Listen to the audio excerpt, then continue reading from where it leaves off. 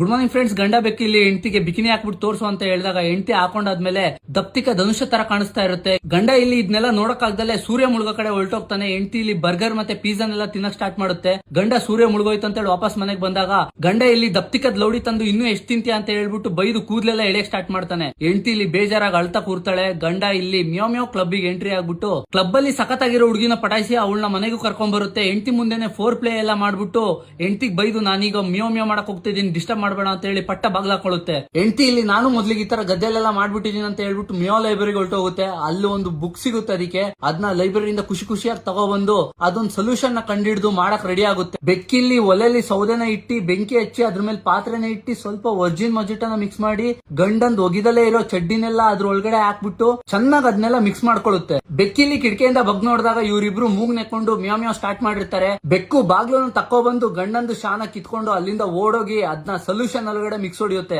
ಆಮೇಲೆ ಇಲ್ಲೊಂದು ಮೆಕ್ಡೋಲ್ ಹಣ್ಣಿನ ಬರ್ಗರ್ ನನ್ನು ಅದಕ್ಕೆ ಹಾಕಿ ಮಿಕ್ಸ್ ಮಾಡಿ ಮಂತ್ರ ಹೇಳಕ್ ಸ್ಟಾರ್ಟ್ ಮಾಡುತ್ತೆ. ಗಂಡ ಇಲ್ಲಿ ಇದ್ದಕ್ಕಿದ್ದಂಗೆ ದಪ್ತಿಕ ಆಗೋಗ್ತಾನೆ. ಗಂಡ ಇಲ್ಲಿ ಹೇಳ್ತಾ ಇದ್ದಾನೆ, ಏನು ಮಾಡ್ದಲೆ ಈ ತರ ದಪ್ ಸಾಮಾನ್ ಮಾಡ್ಬಿಟ್ಲಲ್ಲ ನನ್ನ ಅಂತ ಹೇಳಿ ಬೇಜಾರಾಗ್ತಾನೆ.